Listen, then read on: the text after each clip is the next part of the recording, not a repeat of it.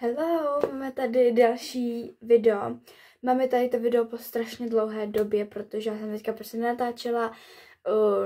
Vím, že výmluva to, že jsem byla na školandě není, protože jsem tam byla jenom týden a třeba už jsem zase 3 měsíce nenatočila video, nebo já nevím ani před jak dlouhou dobou bylo prostě poslední video.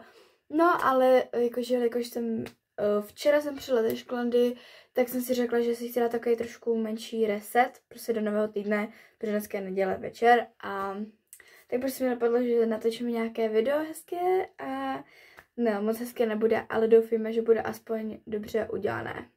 Takže já se jdu teďka vysprchovat, umýt si hlavu, všechno si umýt a potom se vám ozvu. Jsem hotová, mám umytou hlavu, sice teďka vypadám tady s tím jak šašek, ale to nevadí. Každopádně teďka se jdu vyčistit zuby a jdu si umýt obličej. Mě tady strašně vedro, protože mám dlouhý triko, dlouhý kalhoty, ale jdu na to rychle, takže tak. Takže jsem kartáček, pastičku.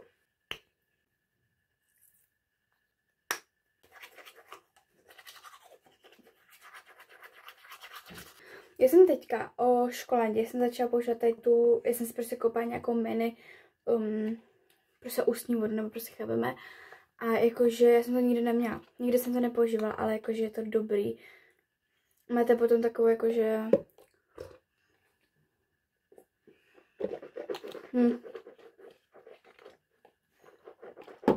Teďka si jdu mít pěnou obličej.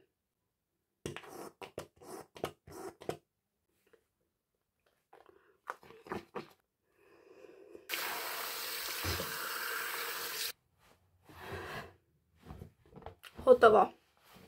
Už jsem v pokoji. Já si teďka rozčešu vlasy a půjdu si udělat velikou skincare i s maskou se všem. Dneska ty vlasy nechám uschnout jakože přírodní cestu, protože jsem prostě nechtějí fénovat reálně, prostě ne. Jako první použiju tady ten toner od Žaji. Já mám strašně ráda od Žaji prostě krémy, mají strašně dobrý. A i prostě jakože mají obecně dobrý věci, jako Žaja, takže si myslím, že to stojí za to vyzkoušet. Jakož jsem se teďka docela často nedělala pravidelně jakoby skincare, tak jakože mám trošku jsem mi jako rozházela pleť. Tady takhle nenosou nějaké pupínky, tady mám a jakože nevypadá to úplně dobře, no. Takže to fakt potřebuje prostě refreshnout. Jsem byla na té škole, tak já jsem prostě opálená trochu. Mně to strašně vadí, já to nemám ráda na sobě. Nevím proč. Vybereme si nějakou z těch 3 masku. A já se mu tuto odbalit, protože fakt potřebuji nějakou trošku kvalitnější než z Actionu. I když jakoby já o Actionu nepochybuju. To ne, ale jakoby chápeme.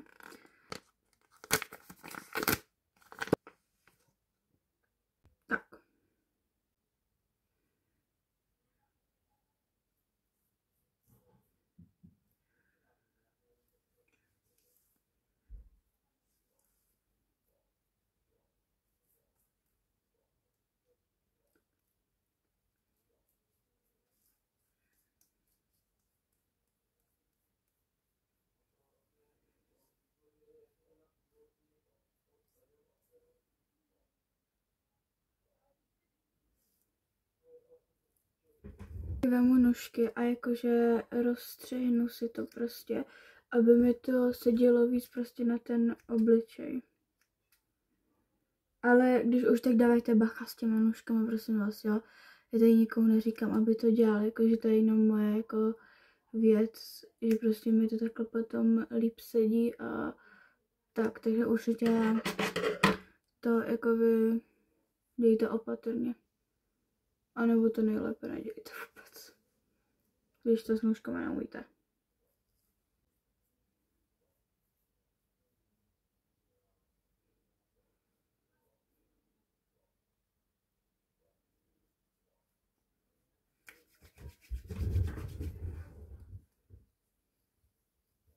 Takže mám se tam nechat 10 minut. Takže jsem o to potom. Tak. A už jsem mi tam měla za 10 minut a jdu si teda sundat.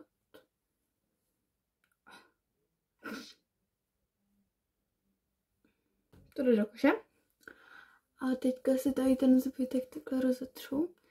Teďka si dám tady ten scrub narty. Tu ten od Essence je fakt dobrý.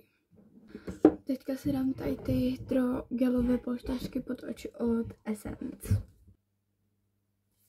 Tak, máme na sobě. A k tomu si dám tady tu masku od Isany. Mám na to i takovéhle nandavatko. Nevím, je to z Řecka. Ta maska, teda mám pocit z černého uhlí. Asi jo. Tak a teďka počkám, než mi to zaschne. No si jsem do polštářky. A teď jdeme tady na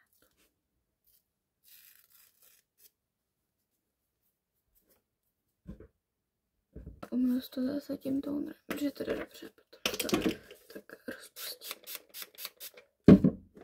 Tak.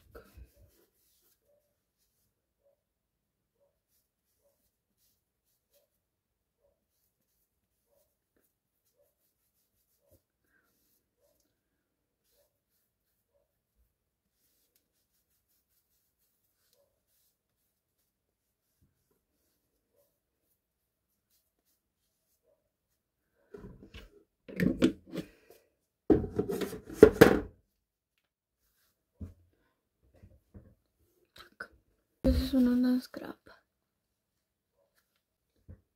Ono dělá tak strašně dobrý téty, že to ani není možný. Tak. Teďka už si jdeme udělat skincare můj. Dám si tady ten oční krém. Já si dám tady to serum od Beleje. Má úplně mega jemnou pleť. Teďka použiju tady to serum.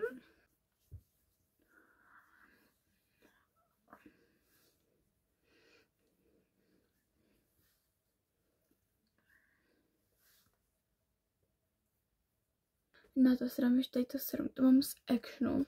Zkoušíme se dobrý. Zatím je v pohodě, si myslím, takže tak. A tady s tím se udělám guašou. Takhle.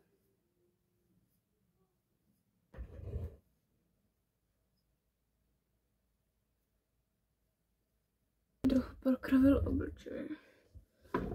A jako poslední si dodá tady ten krém od Žaj. Vlastně v pohodě, ale mám radši ten denní, protože na ty masný krém moc nejsem, ale tu ten je taky super. Já si myslím, že mi vyhovuje to kozí mlíko tam. Každopádně nemám ještě moc suchý vlasy, ale to uschne. Teďka si dám třeba tady ten balzám mentosový, mentoskový.